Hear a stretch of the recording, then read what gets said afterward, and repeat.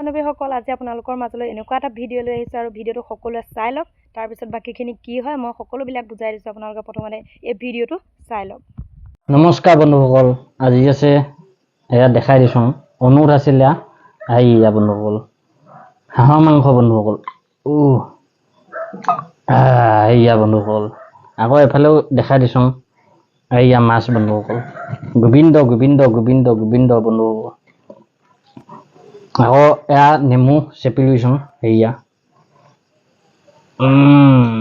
ৰসে চৌ চৌ আছে বন্ধুসকল কৃষ্ণ কৃষ্ণ কৃষ্ণ গোবিন্দ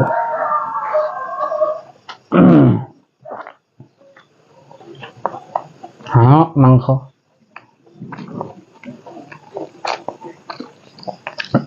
1 কেজি এপোৱা হাঁহ বন্ধুসকল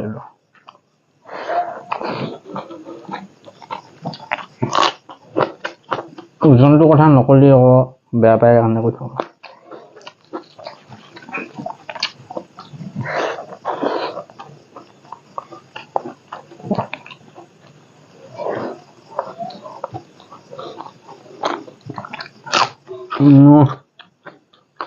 ৰঙা পিঁয়াজ বন্ধুসকল পিঁয়াজটো লাগে ইয়াত দিয়ক বন্ধুসকল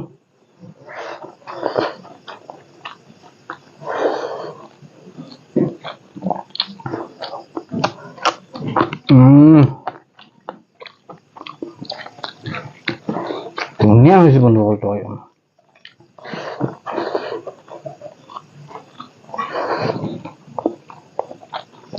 মাছটো অকণমান খাই চাইছোঁ এয়া চন্দা মাছ বন্ধুসকল ৰূপচন্দা ভিডিঅ'টো উপভোগ কৰিলে নহয় আৰু এয়া হৈছে আমাৰ জনপ্ৰিয় লালা মানে কেশৱ বুলি কয় লালা এই লালাই কি হৈছিলে আজি অলপমান দিনৰ আগত মাংসৰ ব্ৰইলাৰ ঠেং কয়লাৰ ঠেং হাঁহৰ ঠেং সকলো ঠেং খাই সি জনপ্ৰিয় হৈছিলে ভাত খাইছিলে খাই মেলি সি জনপ্ৰিয় হৈছিলে গোবিন্দ গোবিন্দ গোবিন্দ কৃষ্ণ কৃষ্ণ কৰি সি ভাইৰেল হৈছিলে প্ৰথমতে অকৰাৰ ভাও ধৰি আৰু এতিয়া আজি কি হৈছে আপোনালোকে তাৰ পিছৰখিনি চাই লওক মই ইয়াৰ ভিডিঅ' দি দিছোঁ সকলোখিনি আপোনালোকে চাই লওক তাৰপিছত আৰু কি হয় মই বিতংকে কৈ আছোঁ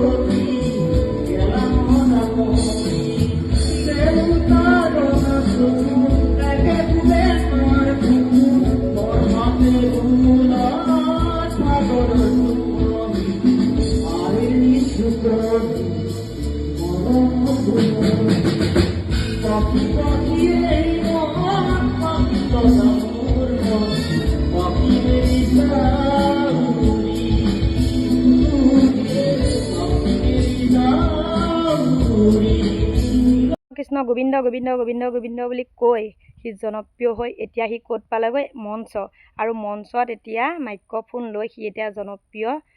মানে গান গাই আছে মানে জনপ্ৰিয় গায়ক হিচাপে সি তাক বৰ্তমান গান গাই আছে আৰু গান গাই থকা ভিডিঅ' দেখিছোঁ। প্ৰথমতে ভাইৰেল হ'বৰ কাৰণে কৃষ্ণ কৃষ্ণ গোবিন্দ গোবিন্দ কৰি সি ভাইৰেল হৈছিলে আৰু অকৰা ভাও ধৰি সি মানে ভাইৰেল হৈছিলে। ভাইৰেল হোৱাৰ পিছত এতিয়া এয়া জনপ্ৰিয় গায়ক হিচাপে এতিয়া মঞ্চত এতিয়া উঠিছে। এয়া চাওক কিমান ষ্ট্ৰং, এনেই মানুহক দেখায় পেণ্টটো ওপৰত পিন্ধি ঘৈণীয়েকৰ চাদৰ পিন্ধি মাকৰ চাদৰ এনেদৰে পিন্ধি সি মানে ভাইৰেল হৈছিলে আৰু মাংসৰ ঠেং খাই খাই মানুহক দেখাই এতিয়া বৰ্তমান জনপ্ৰিয় হৈ এতিয়া কেনেকুৱা এজন ষ্ট্ৰং ল'ৰা হৈ এতিয়া গায়ক হিচাপে গান গাই আছে। এইবিলাকক কি বুলি ক'ব বাৰু? আপোনালোকে ভিডিঅ'টো চালেই নহয়। ভিডিঅ'টো ভাল পালে লাইক কমেণ্ট শ্বেয়াৰ কৰিবলৈ নাপাহৰিব।